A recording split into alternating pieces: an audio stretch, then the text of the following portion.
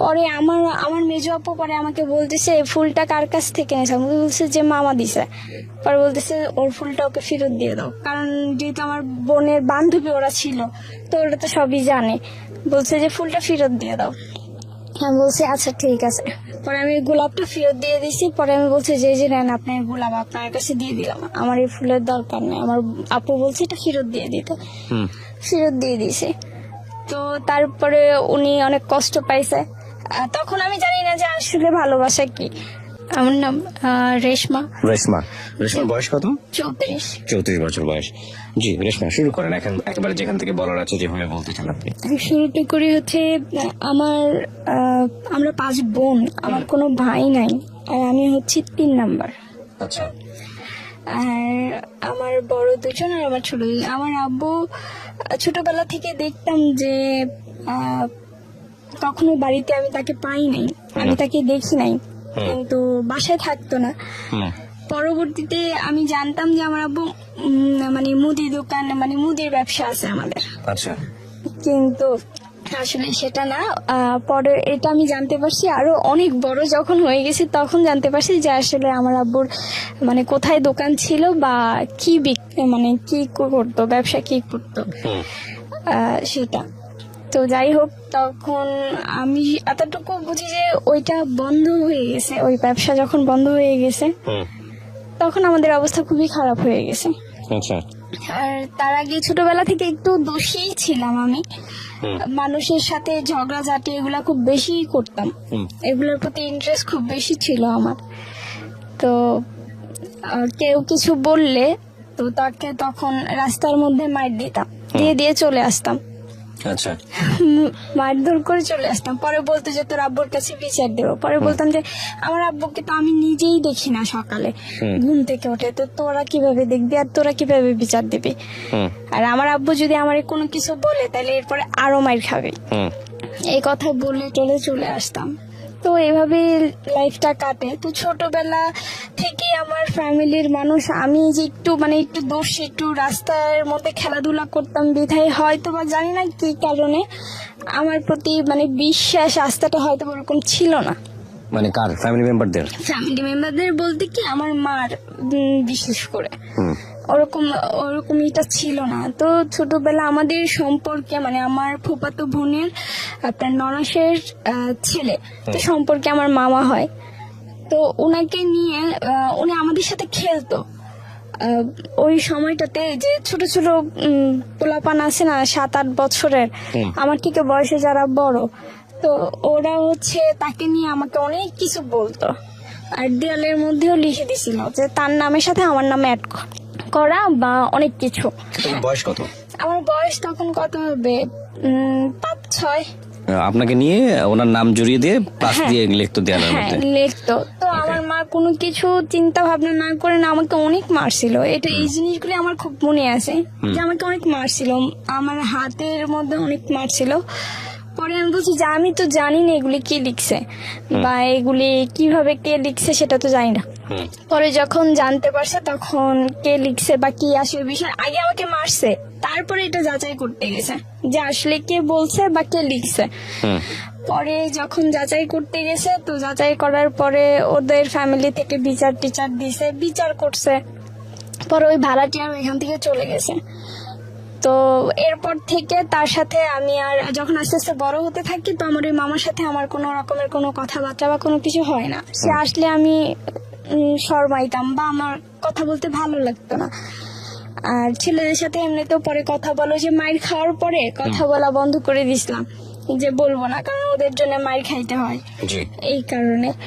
তো এগুলো বন্ধ করে দেওয়ার পরে আস্তে আস্তে যখন বড় হই তখন মনে হয় যে আপনার ক্লাস 6-এ পড়ি, এইরকম একটা সময়ে তো আমারও উঠতি বয়স, আর হচ্ছে সেও মোটামুটি বড় হয়ে গেছে আমার ওই মামা। তো উনি আমাকে পছন্দ করতো। তো আমি ওই সময়েও আমি জানি না যে আসলে পছন্দটা কি জিনিস বা এগুলি সম্পর্কে আমার কোনো নলেজই ছিল না। পরে একদিন ওনাকে আবার আমার এলাকারই আমার আন্টি, তারপর হচ্ছে আমার যারা তো বোন ছোটটা আছে ও আবার অনেক পছন্দ করতো। তো সম্পর্কে মামা হইতো কিন্তু তারপরও পছন্দ করতো। হুম পরে একদিন উনি আমাকে একটা ফুল দিছে। তো আমাকে ফুলটা দেওয়ার আগে উনি বলছিল যে আমার বোন বা আমার আন্টি বলছিল যে মামা এই ফুলটা কার জন্য আনছেন। বলছে আমি যাকে ভালোবাসি এই ফুলটা যার হাতে দেখবা মনে করবা যে আমি তাকেই ভালোবাসি, তার জন্যই আনছি। হুম তো এগুলো বলার পরে ওরা মানে দেখতেছে যে আসলে কাকে দিবে, ফুলটা কার জন্য আনছে। পরে ফুলটা আমার হাতে দেখছে, দেখার পরে ওনারা বলছে যে আল্লাহ, এত ছোট মেয়ের লাস্টে দিয়া মানে পছন্দ করার মতো আর কাউকে পাইলো না, এত ছোট একটা মেয়েকে। হুম পরে আমার মেজো আপু পরে আমাকে বলতেছে এই ফুলটা কার কাছ থেকে নিয়েছে। আমি বলছে যে মামা দিছে। পরে বলতেছে ওর ফুলটা ওকে ফেরত দিয়ে দাও, কারণ যেহেতু আমার বোনের বান্ধবী ওরা ছিল তো ওরা তো সবই জানে। বলছে যে ফুলটা ফেরত দিয়ে দাও। আমি বলছি আচ্ছা ঠিক আছে। পরে আমি গোলাপটা ফেরত দিয়ে দিছি। পরে আমি বলছি যে এই যে নেন আপনার গোলাপ, আপনার কাছে দিয়ে দিলাম, আমার এই ফুলের দরকার নেই। আমার আপু বলছে এটা ফেরত দিয়ে দিত, হুম ফেরত দিয়ে দিছে। তো তারপরে উনি অনেক কষ্ট পাইছে। তখন আমি জানি না যে আসলে ভালোবাসা কি। পরে বলতেছে যে তুমি ফুলটা ফেরত দিয়ে দিলা। আমি বলছি যে হ্যাঁ, এটা রাইখে আমি কি করব, এটার এই তো আপনি যার জন্য আনছেন তাকে দেন। হুম পরে এই যাক এগুলি সব চলে গেছে। তো এইভাবেই আর কি আমার সময়গুলি কাটছে। এরপরে যখন আস্তে আস্তে ক্লাস 7-এ উঠি তখনও বান্ধবীরা দেখতাম কানা ঘুষা করতো, ভালোবাসা সম্পর্কে কথা টথা বলতো, আমাকে জিজ্ঞেস করতো কি রে লাইফে এমন কোনো কিছু এখনো হয় না। বললাম যে আসলে না, আর এগুলা কি জিনিস, একজন আরেকজনকে মানে কি, এটা ভালোবাসাটাই কি জিনিস, এই জিনিসটা তো আমি আসলে জানি না। পরে রাস্তা দিয়ে যাওয়া আসার সময় অনেকেই বিরক্ত করতো এলাকার, আর ওদের বাড়ি পর্যন্ত গিয়ে আমি বিচারও দিয়ে আসতাম যে আমাকে রাস্তার মধ্যে কিছু বললে। পরে গিয়ে তাদেরকে বিচার দিয়ে আসতাম যে এই যে যাইতেছি আপনার বাড়িতে গিয়ে বিচার দিয়ে আসতে। একদিন আপনার যে শুক্রবার হলে তো আগে এই যে বাংলা টেলিভিশন ভিটিভিতে আপনার ছবি দেখাইতো আগে, তো এই ছবিগুলি পুরো মানুষ ভরে যাইতো ঘরে ছবি দেখার জন্য ওই সময়।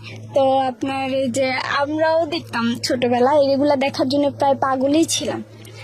পরে রাস্তা দিয়ে যাওয়ার সময় এক ছেলে আমাকে আমি দৌড়াইতেছি মানে অ্যাড দিতেছে, তো দৌড়ে দোকানে যাচ্ছে, দোকান থেকে বাসায় আসবো। পরে এইভাবে হাতে করে আমাকে ধরে রাখছে, পরে এইভাবে আটকায় রাখছে রাস্তা। পরে আমি বলছি যে আপনি রাস্তা আটকাইছেন কেন, এইভাবে দৌড়াইতেছো কে, তুমি তো পড়ে যাবে গা, ব্যথা পাবে। পরে আমি ওনাকে বলে দিয়ে আসছি যে আমি ব্যথা পাইলে আপনার কে, একটা জুতা দিয়ে একটা বাড়ি দিব, এই কথা বলে দিয়ে তারপরে আসছি। পরে উনি সাথে সাথে এসে আবার আমার আব্বুর কাছে বিচার দিয়েছে যে দেখেন কাকা, ওরে আমি কিছু বলি নাই, ছোট বোন হিসেবে একটু আদর করি, এই কারণে ও হচ্ছে আমাকে দেখেন রাস্তার ভিতরে এতগুলি মানুষের সামনে এই কথা বলে দিয়ে আসছে। পরে আব্বু বলতেছে মানুষের সাথে এইভাবে খারাপ ব্যবহার করে কেউ রাস্তাঘাটে, ওরা বড় না তুমি ছোট না, তাই ডাক দিছে রে কিছু কে রাস্তার মধ্যে এইভাবে হাতি করে দাঁড়ায় থাকবো। আর যদি হ্যাঁ শরীরের সাথে আমার ধাক্কাটাই লাগতো তখন কি, তো পরে সে আর এইভাবে মানুষের সাথে খারাপ ব্যবহার করো না। পরে বলছি যে আচ্ছা ঠিক আছে করবো না। পরে এগুলা বলে আবার চলে আসছে। তো যখন ক্লাস 7-এ তখন একটা ছেলে আমাকে পছন্দ করতো আমার এলাকারই, আর ও আমাকে পছন্দ করতো কি, ওর অনেকের সাথে রিলেশন ছিল, মানে আমাদের বাড়ির পাশের বাড়ির অনেকের সাথে রিলেশন ছিল। আর এগুলি আমি পিএনগিরি করছি, ওকে, এইসব সম্পর্কে আমি পিএনগিরি করছি, আমাকে দিয়েই করাইছে। এটা গিফট আইনা দিত তাদেরকে, আমাকেই দেখাইতো এগুলি। তো আমি বলতাম যে এটা না ওইটা, আবার ওর আন্টির কাছেই পড়তাম, মানে প্রাইভেট পড়তাম তো আন্টির কাছেই পড়তাম, তো একসাথেই পড়তাম মাঝে মধ্যে, আবার কোনো সময় বেচ সময় আলাদাও ছিল। তো ওইগুলি করার সময় আপনার হচ্ছে ওই আস্তে আস্তে মানে যখন এই এত কিছু করছে বা এত কিছু, তখন আস্তে আস্তে এই জিনিসগুলি সামনে আসছে যে আসলে ভালোবাসা কি। তখন বুঝতে পারছি, যেহেতু পিয়নগিরি করতেছি, একজনের চিঠি আদান প্রদান করতেছি, তার মানে তো একটু নলেজ হয়েছে তখন। পরবর্তীতে এগুলি করতে করতে পরে একদিন ওর বন্ধুরাই বলতেছে যে তুই কি দূরের করতেছ, তোর সামনেই তো আসে মেয়ে, তো তাকে পছন্দ না করে সিলেকশন না করে এত দূরে গিয়ে সম্পর্ক করার কি দরকার। পরে বলতেছে যে কাছে কে কয় যে ওরে দেখোস না, ওকে দেখতে শুনতে কম। ও যে দোষী, ওর যে ডাইনি, রাস্তাঘাটে কি না কি কয়ে বয়, এটা কি কোনো গ্যারান্টি আছে? ওর তো কোনো বিশ্বাস নাই। কয়টা আস্তে আস্তে পরে ঠিক হয়ে যাবো দেখবি। পরে একদিন আমাকে প্রপোজ করে, পরে আপনার বয়স কত তখন আপনাকে যখন প্রপোজ করেছে? আমার বয়স, আমি তখন ক্লাস 7-এ পড়ি আর কি। অ্যাকচুয়ালি বয়সটা হয়তো কত হবে, 15-16 হবে এইরকম। পরে আমাকে বলতেছে, পরে আমি বলছি যে এইগুলা কি? পরে বলতেছে হ্যাঁ আমি তোমাকে পছন্দ করি। উনি সম্পর্কে কি হতো আপনার জানি? ও হচ্ছে আমার সম্পর্কে আমার মানে পার্শ্ববর্তী ঘরে, মানে আমাদের বাড়ির আগে ওদের বাড়ি। কিন্তু সম্পর্কে কি হয়? ভাই। মানে কেমন ধরনের ভাই? এমনি এলাকার ভাই। হ্যাঁ, এমনি রক্তের কোনো কিছু না আর কি। ওকে। তো পরে বলতেছে আমি তোমাকে পছন্দ করি। পরে আমি বললাম যে এটা কেমন কথা, তুমি কয়জনের সাথে রিলেশন করো এগুলি সব আমি জানি, আর আমার বান্ধবীও তোমাকে পছন্দ করে সেটাও আমি জানি, এই সব কিছু আদান প্রদান আমিই করছি, তারপরে তুমি আবার এই কথা কেমনে বলো? পরে বলতেছে আমি জানি না এত কিছু, আমি তোমাকে পছন্দ করি। বলছে এটা কখনোই সম্ভব না, আমি সারা জীবন ভাই হিসেবে দেখে আসছি আর আমি ভাই হিসেবেই দেখবো, এখানে আমার অন্য কোনো কিছু হবে না। পরে বলতেছে যে যদি আমার ফ্যামিলি তোমাকে বলে তাহলে কি তুমি রাজি হবা? পরে আমি বলছি যে না, এগুলা হচ্ছে পরের সাবজেক্ট, এই সব বিষয় নিয়ে এখন আর আমার কোনো মাথা ব্যথা নাই, মানে এখন আমি এগুলি নিয়ে ভাবতেছি না। তখন ওইখান ছোটবেলার ওই দোষীপনা থেকে তখনকার যে সময়টা আমার, যখন ক্লাস 6 বা 7-এ পড়ি, তখন যে আপনার নাচ গান টান এগুলি নিয়েই থাকতাম বেশি। তো খুব ভালো নাচতেও পারতাম, অনুষ্ঠানও করতাম বাড়িতে। তো ওগুলির প্রতি মানে মনোযোগটা একটু বেশিই ছিল, এই উগ্র এইসবের প্রতি না। পরে আমি তাকে বলছি, পরে আমার মেজো আপুকে আবার ও বলছে এই কথা যে এরকম আমার বাড়ি থেকেই তাহলে আমার মা বিয়ের প্রস্তাব দেবে। পরে আমার মেজো আপু বলছে যে না, শুধু একজনের চাওয়াতে তো হবে না, চাইতে হবে দুইজনকে। ও যদি রাজি থাকে আমি ওর সাথে কথা বলবো, যদি ও রাজি থাকে তাহলেই তো হবে, আর যদি রাজি না থাকে তাহলে তো হবে না। এই কথা বলার পরে সে মানে আমার পিছনে মানুষ লাগায় রাখছে। আমি যখন যেখানে যাই, আমি কার সাথে কথা বলতেছি, কি করতেছি না করতেছি, ও সব ফলো রাখতেছে। ইভেন আমার দূর সম্পর্কেরই এক ভাই হয়, মানে বয়সে আমার বড়ই হবে, তবে তুই তো কারি করি আর কি, এইরকমই। ওর সাথে কথা বলতে দেখা ওকে নিয়ে গেছে, মানে আমার সাথে যাকেই কথা বলতে দেখবে ও তাকেই মারবে। ওর ধরনটা ছিল এইরকম। বয়স কেমন ছিল?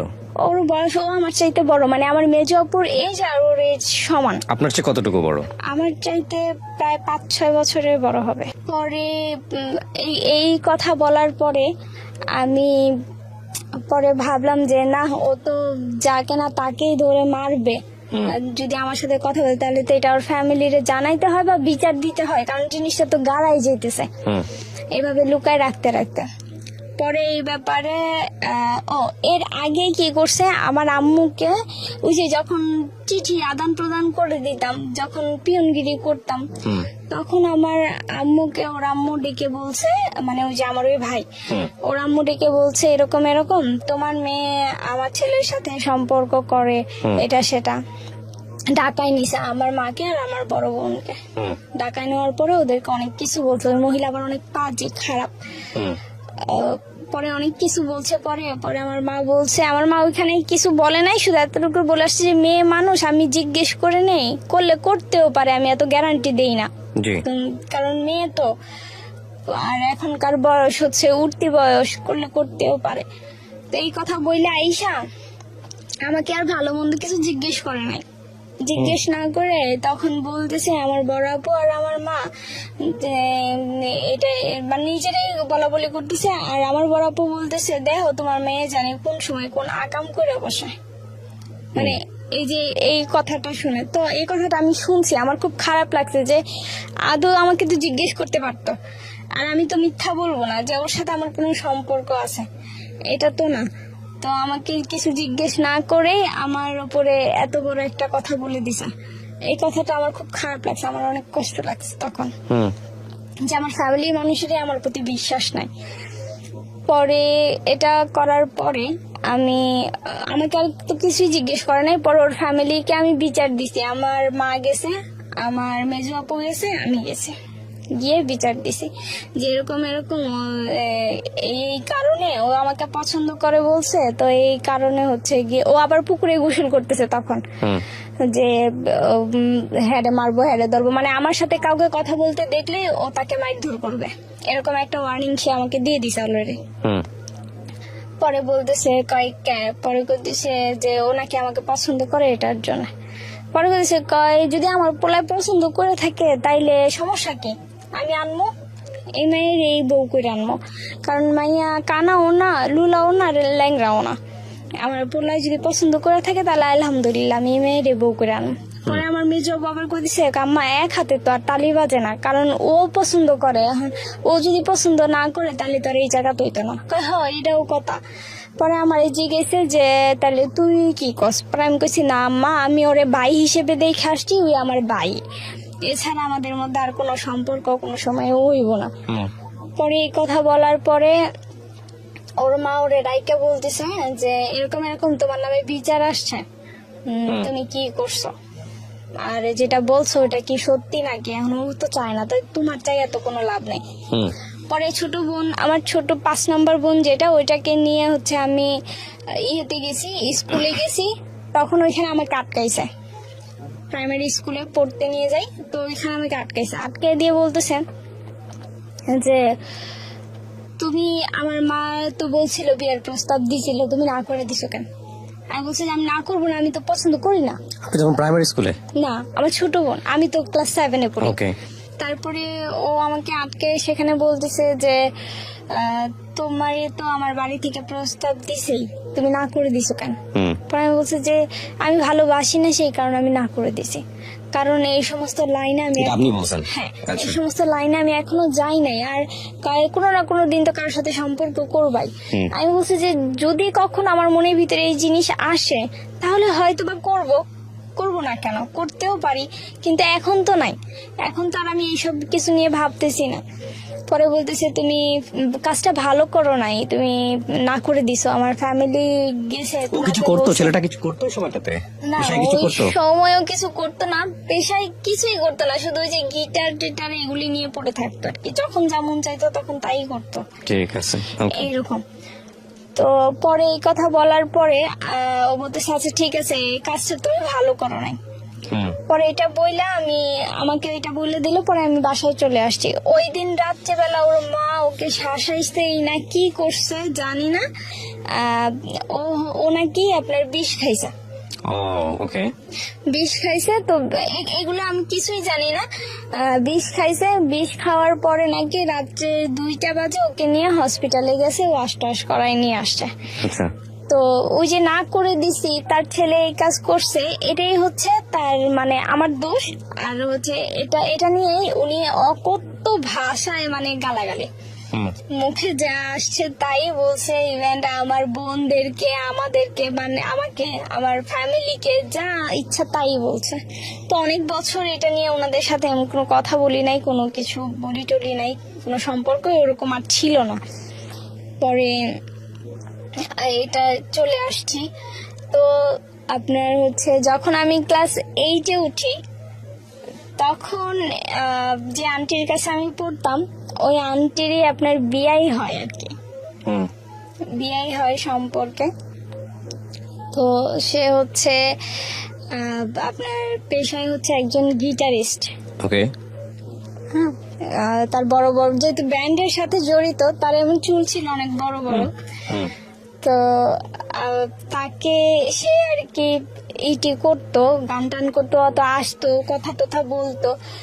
পরে একদিন তার ইয়ের জন্য আমাকে একটু বলছিল যে এরকম এরকম, আমি ক্লাস হ্যাঁ, এটা থেকে তখন ক্লাস 9-এ উঠছি আমি।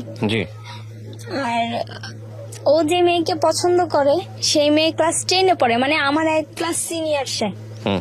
তো তখন হচ্ছে আপনার 9 আর ক্লাস 10, এই 9-এর একজন আর পরীক্ষার হলে আর 10-এর একজন বসায়। আচ্ছা। তো আমি ক্লাস 9-এ, ও ক্লাস 10-এ। তো এইভাবেই করতে করতে আপনার হচ্ছে পরে বলতেছে যে এরকম আমার এই আন্টি যার কাছে আমি পড়ি, প্রাইভেট পড়ি, সে আন্টি বলতেছে এরকম এরকম তোদেরকে একটা কাজ দেবো। পরে আমি বলছি আন্টি কি কাজ দেবেন? বলতেছে যে এরকম এরকম ও তো একটা মেয়েকে পছন্দ করে, আর মেয়েটা হচ্ছে তোদেরই ক্লাসের, একসাথে মনে হয় পরীক্ষা দেবে, ক্লাস 10-এ পড়ে। হুম। নাম টাম সব বললো, মেয়ের বিবরণ দিয়ে দিল।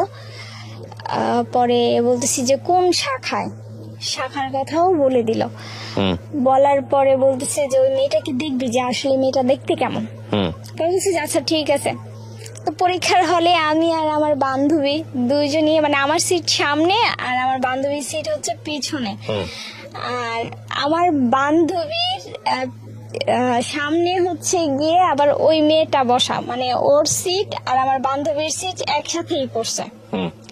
ও ক্লাস 10-এ, আমার বান্ধবী 9-এ। তো আমরা দেখছি, এখন আমার বান্ধবী ওকে দেখা তাকাই গেছে, মানে মেয়েটা খুবই সুন্দর, হুম। অনেক সুন্দর দেখতে। জি। পরে দেখে তাকায় আছে। আমি কই, পরীক্ষার হলে পরীক্ষা দেওয়া বাদ দিয়ে ওর দিকে তাকায় থাকলে স্যারে তোমার খাতাটা লয়ে যাবো। হুম। পরে চুপ করে গেছে, অনেক সুন্দর তো, দেখলে দেখতেই মন চায়।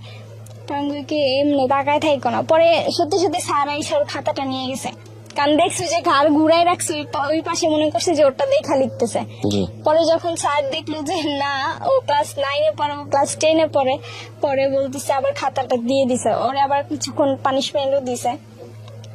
তো আমি বলছি, পরে আন্টির আমি বললাম যে আন্টি দেখছি মেয়েটা অনেক সুন্দর।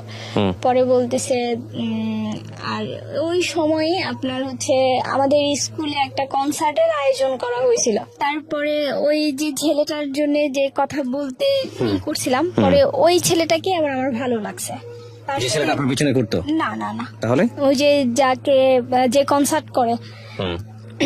আমার আন্টি, যে ছেলেটা আপনার জন্য বিষ খাইলো, ওর কি অবস্থা? ওর অবস্থা ওর মতো। বিষ খাওয়ার পর আপনার সঙ্গে যোগাযোগ নাই? না না, আমার সঙ্গে যোগাযোগ নাই। কি ওই যে অকথ্য ভাষায় তার ফ্যামিলি গালাগালি করছে, এরপরে তো একটা দূরত্ব এমনিতেই তৈরি হয়ে গেছে। আচ্ছা। পরে গিয়ে ওই ছেলেটাকে, পরে আমি যার সাথে লাইফে জড়াইছি সে হচ্ছে ওর সাথে আপনি জড়ালেন কিভাবে, মানে যার সাথে আপনি লাইফে জড়ালেন? মানে এই যে এটাই, মানে হ্যাঁ। ওই যে পরীক্ষা দিতে গেছে না, হ্যাঁ। তো ওই থেকে পরে আমাকে বলছিল যে কনসার্টে হবে, তো ওই মেয়েটার কে বলতে যে ওই ছেলেটা ওই মেয়েটাকে পছন্দ করে। হুম। পরে আন্টি আর আমাকে এটা শিখিয়ে দিছে। পরে আমি বলছি যে এরকম এরকম, ওই মেয়েটাকে গিয়েই বলছি যে আপু আপনার নাম কি এটা? পরে বলতেছে হ্যাঁ। পরে আমি বলছি আপনি ওনাকে চেনেন? পরে বলতেছে হ্যাঁ চিনি। পরে আমি বলছি যে উনি তো আপনাকে অনেক পছন্দ করে, আমাকে বলতে বলছি সেটা। হুম। পরে ওই মেয়েটা বলতেছে যে ওনাকে গিয়ে বইলো আপু যে ও আমার পায়ের স্যান্ডেলেরও যোগ্য না। আপনাকে রিপ্লাই দিছে এটা? হ্যাঁ, আমাকে এটা। Okay. পরে আন্টিরা আমাকে বলতেছে যে জিজ্ঞেস বলছিলাম। পরে আমি বলছি যে হ্যাঁ বলছি। আসলে কি ছেলেটা পছন্দ করতো? হ্যাঁ, মেয়েটাই? আসলে অনেক পছন্দ করতো এটা ছেলেটা। কি ছেলেটা আপনাকে বলছে? হ্যাঁ, এটা আন্টি সবার কাছেই বলছে। আপনি তো শুনেন না নিজের কানে? আমি নিজের কানে শুনি নাই। আচ্ছা। কিন্তু পরে ওই যে যখন তাকে রিপ্লাই উত্তরটা আন্টি দিতেছিল, তখন আমরা সামনে, মানে আমরা পড়তে বসছি তো তখন। হুম। পরে বলতেছে যে এরকম এরকম তুমি তো এরকম মানুষকে পছন্দ করছো, এখন উত্তর কি দিছে? পরে বলতেছে ওদের কাছে উত্তর দিছে তুমি নাকি তার স্যান্ডেলেরও যোগ্য না। আচ্ছা। পরে এই কথাটা শুনে ছেলেটা অনেক কষ্ট পাইছে, মানে কষ্ট পাইছে, চোখের পানি টলটল করতেছিল আমাদের সামনেই তখন। হুম। পরে দেখলাম যে উনি ওনার কষ্টটাকে হাইড করে গিয়ে উনি হাসতেছে, হুম। মানে চোখের পানিটা নিচে পড়তে দিল না, উনি হাসতেছে। ওনার এই জিনিসটা দেখে আমার খুব, মানে আমার মনটা তখন একটু নরম হয়ে গেছে ওনার প্রতি, হুম। যে মানুষ এরকমও হয়, এত কষ্টের পরে কিভাবে নিজেকে হাইড করে নিল। হুম। পরবর্তীতে এইভাবে পরে আস্তে আস্তে আস্তে মানে তখনই আপনার ওনাকে ভালো লাগে? হ্যাঁ, ওনাকে ভালো লাগছে। আস্তে আস্তে আপনার হচ্ছে ইয়েতে গেছি, অনেকেই আমাকে অফার করছে এমনি, কিন্তু আমার জন্য কোনো বিয়ের ঘর কোনোদিনও আসে নাই ভাইয়া। হুম।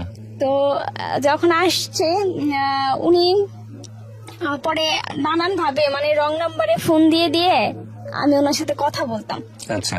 আর এই সুবাদে হচ্ছে আমাদের একটা জায়গা রাখতে গিয়ে আমার মা অনেক টাকা ঋণ করে। হুম।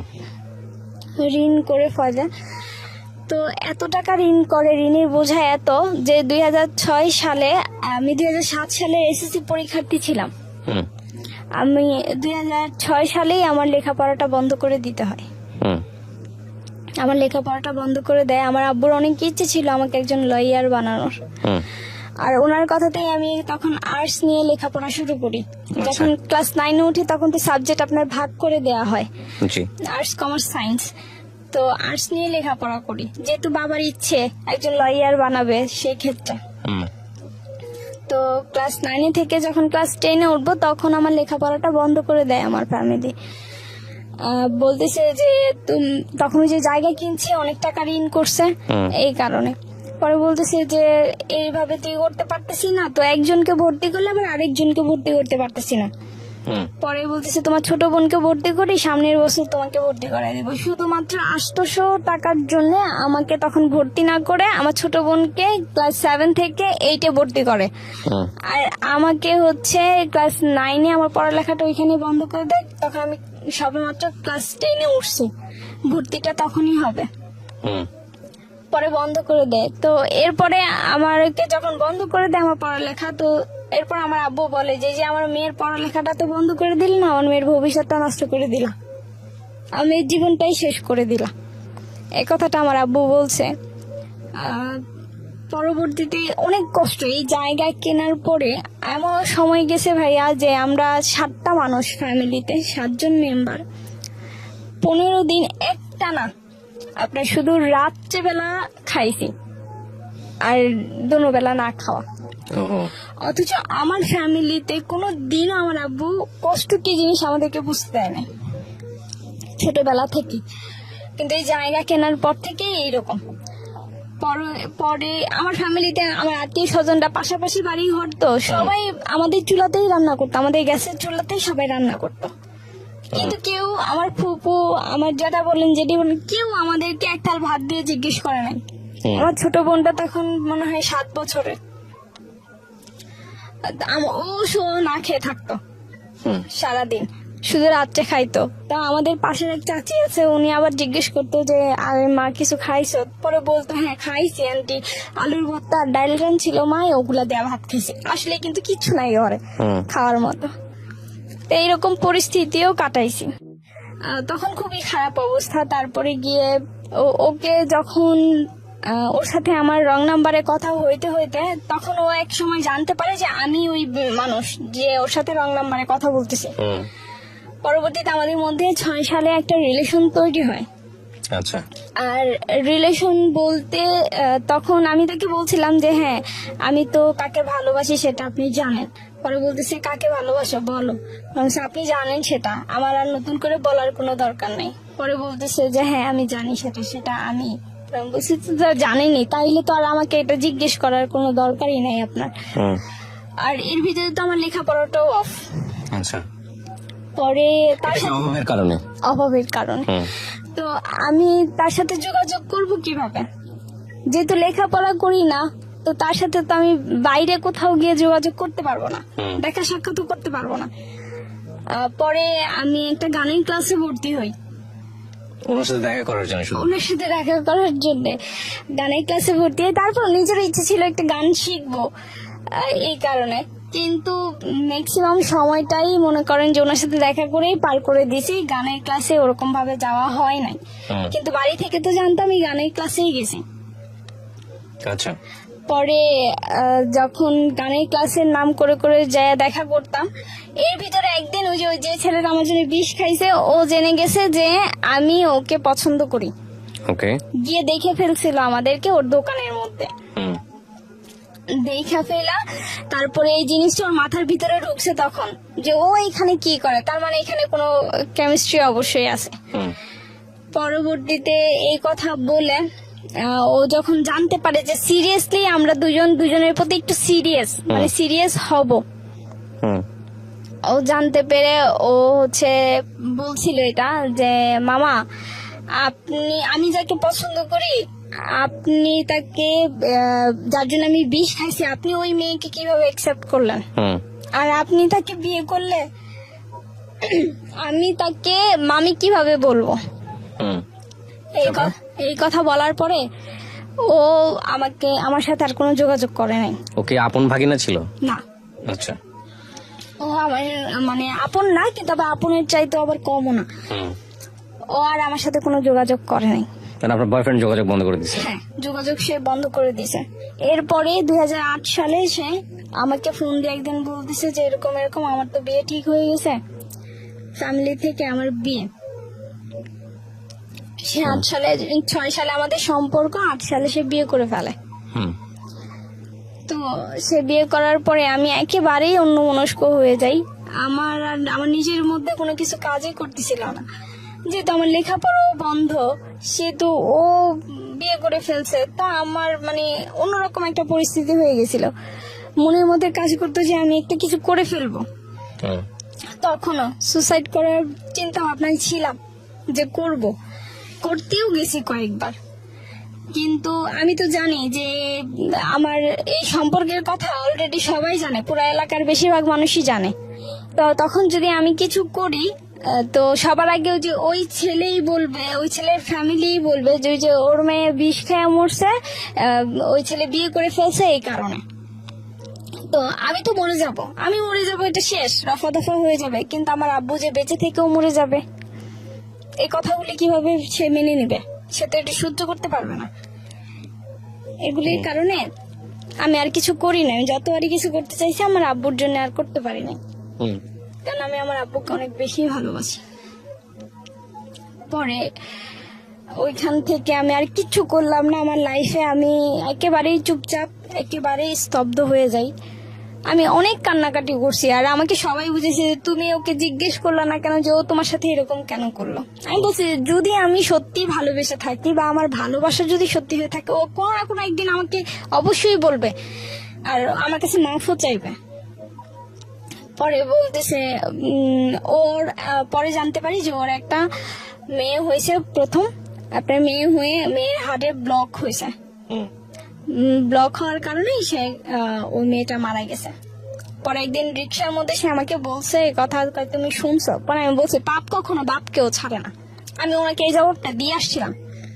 আর আমি নামাজ পড়তে বসেও কান্নাকাটি করতাম আর বলতাম জানলা গো আমার মনটা যে ভাঙছে কোনো কারণ নেই। তখন তো আমি জানি না তো কি কারণে সে এরকম করছে, যে ভাঙছে তার বিচার তুমি করো, তার সে যাকে সবচেয়ে বেশি ভালোবাসে ওই ভালোবাসা মানুষটাকে তুমি কানে নিয়ে যাও, যাতে সে বোঝে যে ভালোবাসা হারাইলে কেমন লাগে, ওই মানুষটাকে কষ্ট দিলে কেমন লাগে, এই জিনিসটা তাকে বোঝায়ও। তো আমি জানি না তো এই ডাক কবুল হয়েছে কিনা, কিন্তু তার আমার মনে হয় যে হয়ে গেছে কবুল। পরবর্তীতে যখন একাকিত্ব সময় থাকি, এর ভিতরে আমার জ্যাঠাতো বোন মানে মেজো, ওর হাজবেন্ড, তারপর হচ্ছে ও মানে রাস্তার ভিতরে আমার ওই জ্যাঠাতো বোনের হাজবেন্ডের সাথে ওই আকাশ আমাকে দেখছে। আচ্ছা, আকাশ নামে একটা ছেলে? হ্যাঁ, সে আমাকে দেখছে। দেখার পরে সে জিজ্ঞেস করছে মেয়েটা কে। সে বলছে যে ও তো হচ্ছে আমার শালিকা হয়। এটাই, কিন্তু তখন আমি জানি না, আমি তাকে চিনিও না। তো পরবর্তীতে বলছে ওকে আমার ভালো লাগছে। এইটাই হচ্ছে মানে সূত্র। এই সূত্র ধরেই আমার যারা তো বোন, তারপর হচ্ছে তার হাজবেন্ড ওই আকাশের কাছ থেকে আমাদের ফ্যামিলিতে অভাব অনটন, খাবার নাই, এটা নাই সেটা নাই, এগুলা বলে বলে অনেক টাকা পয়সা খাইছে। ওকে, মানে ওর কাছ থেকে নিয়ে আসতো? হ্যাঁ, নিত আমাদের কথা বলে, আর ও দিত। ঠিক আছে, ও দিত, কিন্তু এগুলি কিছুই আমি জানি না। ওকে, আমি এই সম্পর্কে কিছুই জানি না। আর ওই আকাশকে হচ্ছে গিয়ে আবার একজন এলাকারই একজন প্রতাপশালী লোক, সে হচ্ছে ছোটবেলা থেকে পালছে, নিজস্ব কোনো বাড়ি ঘর এখানে কিন্তু নাই, কিন্তু ওই লোকের দাপটে সে আমার সাথে যা করার করছে। অনেক টাকা পয়সা ছিল আর অনেক আদর করতো, তো এই কারণে আরো বেশি করতে পারছে। ওকে, পরে এই কথা বলার পরে ওনারা টাকা পয়সা খাইছে, এটি করছে। একদিন আমাকে নিয়ে গেছে, আমার জ্যাঠাতো বোন বড়টার বাড়িতে ঢাকাতে, ও তো ওর বাড়িতে আমরা সবাই বেড়াতে যাই। সেই সুবাদে হচ্ছে আস্তে আস্তে একটু দেরি হয়ে গেছিল। পরে আমার ওই দুলা ভাই আর আমার ওই বোন বলতেছে যে এরকম এরকম তুমি হচ্ছে গিয়াতে এত রাত্র হয়ে গেছে, এখন আর বাড়ি যেতে হইব না, কালকে সকালেই যাও, আজকে তুমি এদিকেই থাকো। পরে আমি বললাম যে না, আমি তো কোনোদিনও মানে বাইরে কোথাও গিয়ে ঘুমাই নাই, আমার অন্য কোথাও ঘুমানোর অভ্যাস নেই, আমার ঘর ছাড়া আমার ভাল লাগে না, আমি থাকতে পারবো না। পরে বলতেছে যে সমস্যা নেই। আমি কই না, আব্বু রাগারাগি করবো, আব্বু অনেক টেনশন করবো। পরে বলতেছে টেনশন করবে না, আমি কাকারে ফোন দিয়ে বলে দিতেছি। তো আমার আব্বুরে ফোন দিছে, ফোন দিয়ে বলতেছে কাকা এরকম এরকম, তো অনেক রাত্র হয়ে গেছে, এই কারণে আর নিয়ে আসলাম না, তো আজকে রাত্রে থাকুক, সকালবেলা আমি আবার বাড়িতে দিয়ে যাবো না। পরে আব্বু বলেছে ইয়ে থাকবো, পরে বলতেছে থাকবো, কারণ আমার আব্বু আমার সম্পর্কে জানে যে আসলে আমি থাকি না মানুষ না ওইখানে।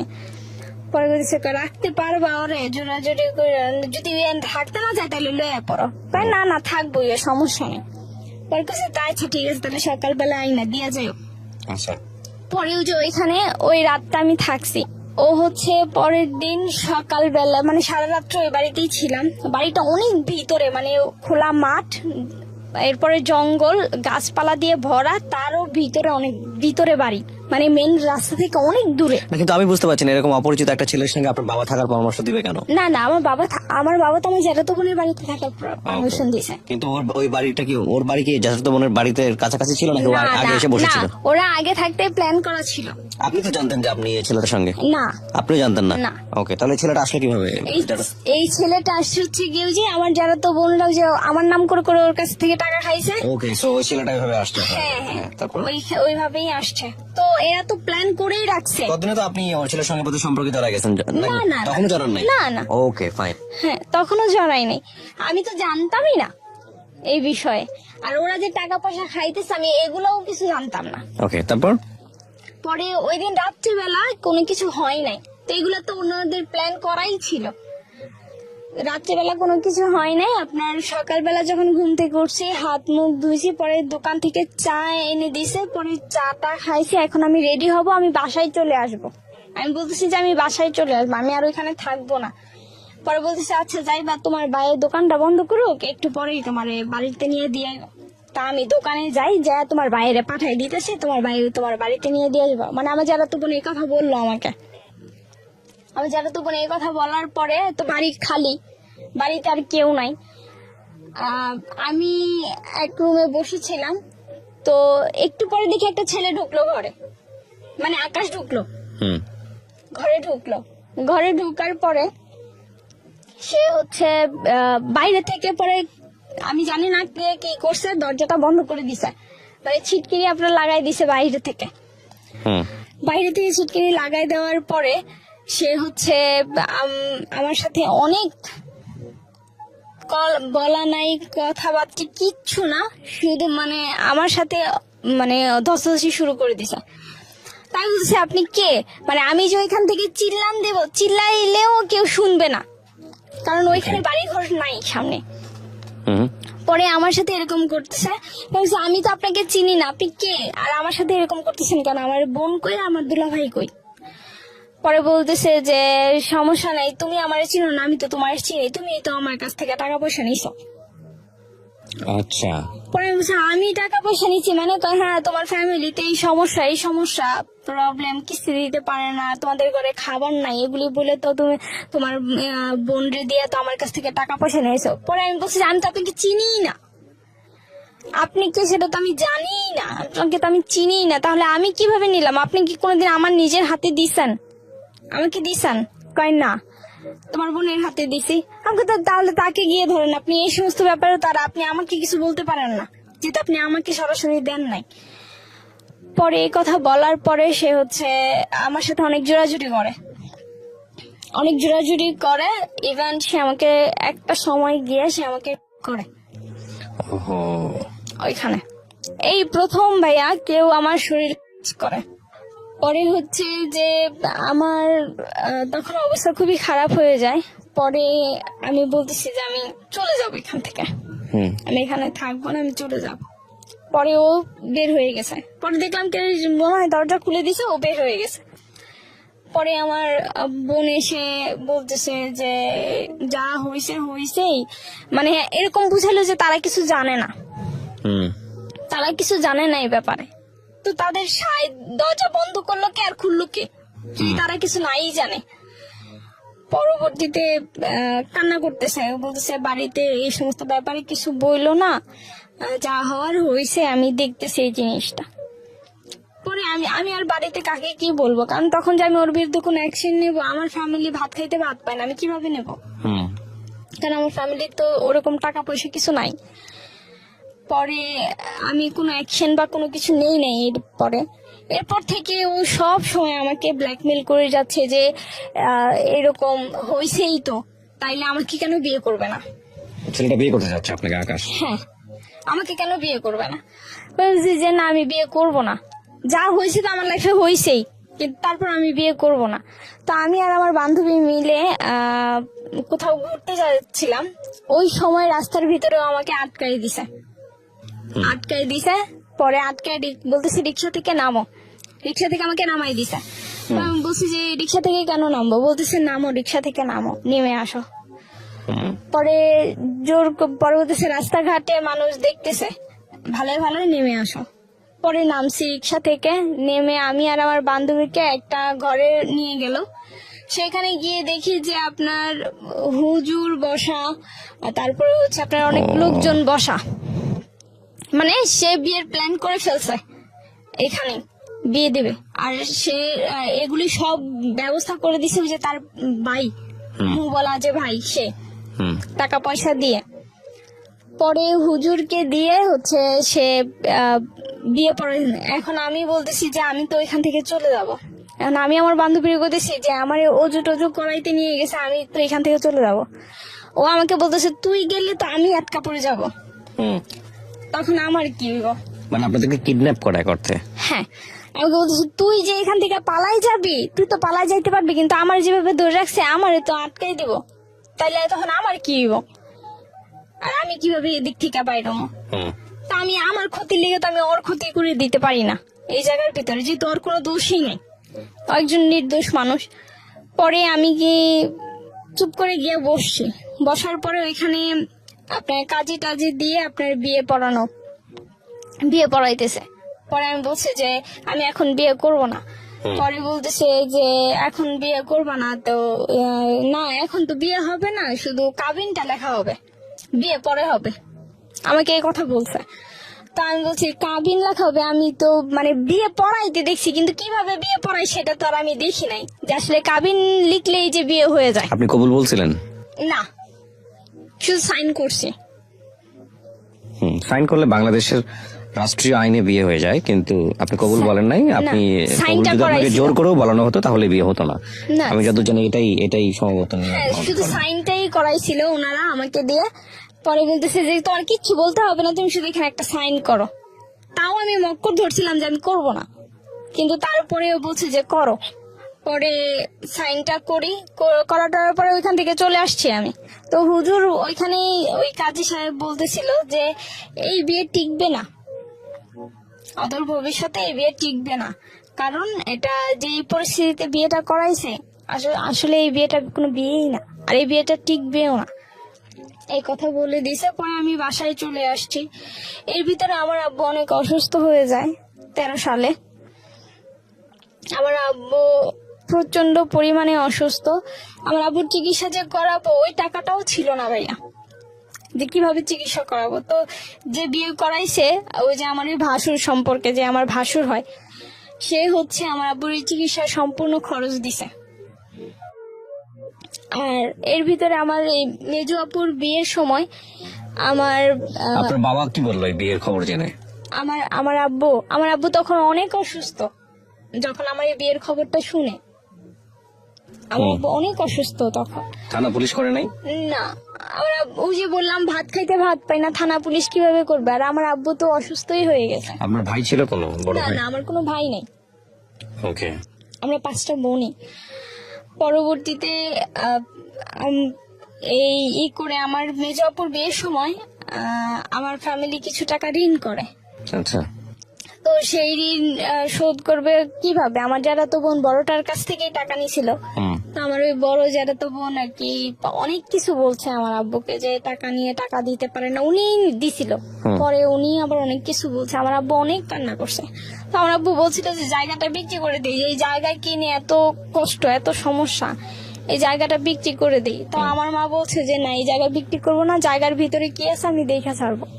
হুম। ঠিক আছে, পরে এই জায়গা বিক্রি করে নাই। আর আমার আব্বুর এমন অবস্থা, তাও আমার মা জায়গা বিক্রি করবে না। যে আমার আব্বুর চিকিৎসা করাইতে পারতেছি না, তাও আমার আম্মু জায়গা বিক্রি করবে না। পরে উনি আমার ওই ভাসুরি আমাকে টাকা পয়সা দিয়েছে। আমি 40 দিন পর্যন্ত আমার আব্বু জীবিত ছিল। ওকে। 40 অসুস্থ হওয়ার 40 দিন, একেবারে যেদিন পুরো 40 দিন, ওই দিনই আমার আব্বু মারা গেছে 13 সালে। আচ্ছা। আমার আব্বু মারা গেছে। তো যেদিন আমার আব্বু মারা গেছে ওই দিন ওই আমার সাথে ফিজিক্যালি কিছু করছে। যেদিন আমার শোক, আমি আমার জীবনের সবচাইতে প্রিয় মানুষটাকে হারাই ফেলছি ওই দিন। পরের দিনও আমি ওই দিন তো কিছুই বলি নাই, আমি শুধু বলছি যে আল্লাহ এমন একটা জানোয়ারের সাথে তাও মিলাই দিলা তো দিলা, এমন একটা জানোয়ারের সাথে যে আমার বাড়িতে আমার আব্বু মারা গেছে, তারপরও সে আমাকে ছাড়লো না। পরে আবার সে হচ্ছে গিয়ে পরের দিন আবার, মানে যেদিন দ্বিতীয় দিন, ওই দিন আবার আপনি চাইতেছে। কি তখন শ্বশুর বাড়িতে মানে ওনার সঙ্গে সংসার না করেন? না, ওনার সাথে সংসার তো আমার মনে করেন যে ঠিক মতো হইতোই না। ও কিন্তু আমার বাড়িতেই থাকতো, ওকে। আমার বাড়িতেই আমাকে রাখছে, আমার বাড়িতেই থাকতো। পরের দিন যখন হচ্ছে পরের দিন আবার যখন এরকম করতে চাইছে, কিন্তু করতে পারেনি, কারণ আমি আলাদা ছিলাম না, সবাই একসাথে খাটের মধ্যে ঘুমাইছিলাম। তখন করতে পারে নাই বিধে একসাথে ছিলাম, আলাদা রুম তাকে কেন দিলাম না, এই কারণে সে ওই দিন আমাকে মেরে গেছে। আর আমার সাথে আমার বড় আপু, আমার খালা, আমার আম্মু আর সবাই বসা, মানে সবাই শুয়ে রয়েছে একসাথে ঢালা বিছনা করে। তো হঠাৎ করে ঘুষির আওয়াজ পাইছে, আমার কপালের মধ্যে সে ঘুষাইতেছে, হুম। মারতেছে আমাকে, জানোয়ারের মতো অত্যাচার করতেছে। পরে শুধু এই কারণেই যে আলাদা রুম কেন হইলো না, সে কেন কিছু করতে পারলো না, এটার জন্য।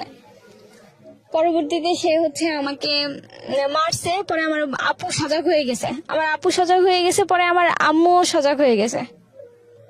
পরে আমাকে ওইখানে মাইরা টাইরা রাইখা তারপরে সে চলে গেছে। চলে যাওয়ার পরে সে হচ্ছে আপনার পরে যেদিন 4 দিনের খরচ করবো আমার আব্বুর, ও সেদিন আসছে। পরে আমার জানা তো বোন বলতেছে যে কি জানি কয়, ও বাড়িতে গিয়ে বলছে তোমারে না কেমন ভাবে মাইরা গেছে। পরে আমি বলছি যে এই যে নাকের ফুল এই যে খুইলা ফালাই দিলাম, আমি মনে করবো যে আমার হাজবেন্ড নাই, মারা গেছে। ওকে। আমি নাকের ফুল খুলে ফেলে দিলাম। পরে কইতেছে কয় না এই করো না, ও অনেক অনুতপ্ত, যে এমন একটা সময় আমরাও গালাগালি করছি, এখন কি করবা তুই। পরে আমার দুলো এই কইতেছে তুই আমার অভিশাপ দিস না, তুই অভিশাপ দিলে আমার অভিশাপ লাগিয়ে যাবো, কারণ তোর জীবনটা নষ্ট হওয়ার পিছনে হাত আমারই। আমার ওই দুলা ভাই আবার এই কথা বলছে আমারে। তো আমি বলছি, না আমি অভিশাপ দিব কি, আমি কি ওর অভিশাপ দিতাম, এটা আমার ভাগ্য, আমার কপালে ছিল তাই হয়েছে, এটা বলে কাটাই দিছি কথা। পরবর্তীতে হঠাৎ করে আমি 17 সালে আপনার স্ট্রোক করি। এর ভিতরে তো আমাকে শারীরিক মায়ের ধৈর্য এটা সেটা করতোই, ঠিক আছে। তো একসাথে অনেকই মানে থাকি নাই, 3 বছরের বিয়ে হইলেও কিন্তু একসাথে থাকা খুব কমই পড়ছে। আর যখনই করতো যে আমি মাথা ব্যথার যন্ত্রণায় যে টিপটিন ওষুধটা খাইতাম, তো এটা খাইলে শুধু ঘুমাইতাম, তখন আর আমার হুঁশ জ্ঞান থাকতো না, যা হওয়ার তখনই হইতো। এর ভিতরে আমি সজাগ থাকা অবস্থায় কোনো সময় কোনো কিছু হইতো না আমার সাথে। যাই হোক, পরে 17 সালে আমি হঠাৎ করে আমি অসুস্থ হয়ে যাই, আমি স্ট্রোক করি। ওকে। আমি এত অল্প বয়সে আপনি স্ট্রোক করেন? হ্যাঁ, আমার হাতে পায়ে প্যারালাইসিস সমস্যা এখনো আছে, ঠিক হয় না এখন। তারপর 17 সালে আমি স্ট্রোক করি। স্ট্রোক করার পরে আপনার হচ্ছে আমি অনবরত বমি করতেছিলাম। ও কিন্তু পাশে শুয়ে আছে, ঘরে ও শুয়ে আছে অন্য ঘরে, আর আমি বড় ঘরে আমাদের। ও একবারের জন্য উঠে আসে নাই, এসে দেখে নাই যে আসলে আমার কি অবস্থা, যেহেতু আমার ঘরে কোনো পুরুষ মানুষ নাই, আমাকে হসপিটালে কে নিয়ে যাবে। আমি এত পরিমাণে বমি হইতেছিল, তখনই আমি বুঝতে পারছি যে আমার এক সাইড এখানেই চলে যাচ্ছে, কারণ আমি উঠে দাঁড়াইতে পারতেছিলাম না। আমার এই বোধ শক্তি আমি হারাই ফেলছি বাড়িতে থাকতেই। হসপিটালে পরে ভিক্টোরিয়া নিয়ে গেছে, ওইখানেও ইমার্জেন্সি, শুধু আমার এতটুকু মনে আছে যে একটা স্যালাইন পুশ করছে আমাকে, আর কিছু না। এরপরে হচ্ছে গিয়ে ওইখান থেকে ট্রান্সফার করে দিছে আপনার ঢাকা মেডিকেলে নিয়ে গেছে। পরে ওনারা ইনজেকশন দিল, চিকিৎসা ট্রিটমেন্ট ওনারাই শুরু করলো। পরে বমি কমে না বিধায় ওনারা কি যেন একটা ইনজেকশন দিল, পরে বমিটা আস্তে আস্তে কমছে। পরবর্তীতে যখন হাত পায়ে আপনার সার দিয়ে দেখতেছে যে আসলে আমার কোনো বোধ শক্তি কিছু আছে কিনা, কিন্তু আমি বুঝতে পারতেছিলাম যে আসলে আমার কিছু হয়ে গেছে, এখানে অনেক বড় ধরনের ক্ষতি হয়ে গেছে। পরবর্তীতে ওনারা বললো যে আসলে হাতে পায়ে প্যারালাইসের সমস্যা হয়ে গেছে। প্যারালাইজ বলতে এক সাইড পুরাই, শুধু হাত পা না, পুরো এক সাইড। পরে 25 দিন হসপিটালে আমি ভর্তি ছিলাম। 25 দিন, এই 25 দিন হসপিটালে ভর্তি থেকে যখন হসপিটালে শুধুমাত্র খরচ দিয়েছিল আপনার, এই হসপিটালে এত টাকা পয়সা খরচ গেছে, শুধু 7,000 টাকা দিয়েছিল, আর সম্পূর্ণটাই ঋণ করা আমার ফ্যামিলি। আর আমার আব্বু মারা যাওয়ার পরে অফিস থেকে 2 লাখ টাকা পাইছিল, তো ওইটা দিয়ে ঋণ টিন যা ছিল সব শোধ করছিল। পরবর্তীতে যে আমার জন্য আবার ফিরে ঋণ করা। হসপিটালে 25 দিন থাকার পরে যখন আমাকে বাসায় নিয়ে আসা হয়, তখন যখন ডাক্তার রিলিজ করে দেয় যে আমার সমস্যা পাই যে আমার হার্টের বাল্বে প্রবলেম আছে, একটা ছোট হয়ে গেছে চিম্মা, যে কারণে ব্রেনে ওই রক্তটা আঘাত করছে, পরে আমার ব্রেন স্ট্রোক হয়েছে। পরবর্তীতে বলতেছে যে এখানে আর ওর কোনো চিকিৎসা নাই, ওকে হচ্ছে গিয়ে সোহরাওয়ার্দী আপনার হৃদরোগ ইনস্টিটিউটে দিয়ে দিতে হবে, ওইখানে ওর চিকিৎসা হবে, যেহেতু হার্টের সমস্যা। পরে ওইখান থেকে ছাইরা দেওয়ার সময় ডাক্তার বলতেছে যে দেখেন আপনার তো ওয়াইফ, আমার খালাতো বোন ছিল সাথে, ডাক্তার ওর সাথেই কথা বলছে, আপনার তো ওয়াইফ, আপনার ওয়াইফকে এখন আপনারা দাম্পত্য জীবন কিছু করতে পারবেন না, কারণ আপনার ব্যাপারে বলেছে। হ্যাঁ আমার ব্যাপারে বলছে যে কিছু করতে পারবেন না, মানে আমার হাজবেন্ডকে, আকাশকে বলছে যে আপনি কিছু করতে পারবেন না, কারণ হচ্ছে ওর অবস্থা ওরকম না, এখন ওর অবস্থা খুবই খারাপ। আপনার তো ওয়াইফ, বিবাহিত ওয়াইফ, ও যদি বেঁচে থাকে তাহলে সুস্থ হইলে আপনি নর্মাল জীবনযাপন করতে পারবেন, এতে কোনো সমস্যা নাই, কিন্তু এখন তো অসুস্থ, এখন আপনাকে এটা বুঝে নিতে হবে, আপনাকে ধৈর্য ধরতে হবে।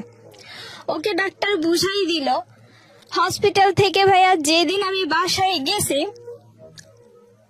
ওই দিনই ও আমার সাথে আবার, অথচ আমি নড়তে চড়তে পারি না, আমি পুরাই অসুস্থ, আমার নড়ার ক্ষমতাও তখন নাই। ওই সময় ও আবার আমার সাথে এরকম করতেছে, আমার মনে হচ্ছে আমার ভিতরে সবকিছু ছিঁড়া নিয়ে কেউ টাইনা ছিঁড়ে ফেলতেছে, এতটা পরিমাণে কষ্ট হইতেছে। পরে আমি বাম পা তো লড়াইতে পারি না, পরে আমি ডান পা দিয়ে একটা লাথি দিয়েছি। এরকম করার পরে ডান পা দিয়ে আমি ওকে একটা লাথি দিছি, ওকে লাথি দিয়ে সরাই দিছি, তারপরেও আমাকে মারধর করছে। পরে টিকতে না পেরে আমি 17 সালে ওকে ডিভোর্স দিয়ে দিই, যে এরকম একটা জানোয়ারের সাথে সংসার করা আদৌ সম্ভব না। যাই হইতো না কেন সবকিছুর জন্য বাইরের জিদ করে গিয়ে আমার উপরে মিটাইতো, আমার অনেক মারতো, জানোয়ারের মতো মারতো, এত মার তো আর সহ্য করা যায় না। পরে আমি ডিভোর্স দিয়ে দিই, আমি কাজের কাছে যাই, যে কাজে বিয়ে পড়াইছিল তার কাছে আমি গিয়েছি, আমি গিয়ে তাকে বলছি এরকম এরকম যে আমি তো ডিভোর্স দেবো, আমাকে কাবিননামাটা দেন। তোমার যে বিয়ে পড়াইছি তখনই তো বলছিলাম যে এই বিয়ে টিকবে না, আর কাবিননামার ওরা তো আমার বিয়ের খরচই দেয় নাই, ওই টাকাই দেয় নাই। পরে তারপর আমি 3,000 টাকা দিয়ে পরে বলতেছে তুমি তালাক দিবা, তো তালাকের কাগজটা আমি দিয়ে দিতেছি, তুমি ওর কাছ থেকে একটা সাইন করে এই কাগজটা আমার কাছে জমা দিয়ে দিও, আমি মেয়রকে দিয়ে দেবো, আমি কাউন্সিলরের কাছে পৌঁছাই দেবো, তার একটা যেহেতু তুমি চাইতেছো না কোনো কিছু। আমাকে না, আমার কোনো কিছু, আমার টাকা পয়সার দরকার, আমার কোনো কিছু দরকার না, আমার শুধু ওর কাছ থেকে আমার জীবনটা ছুটানো দরকার, আমার আর কিছু দরকার নাই।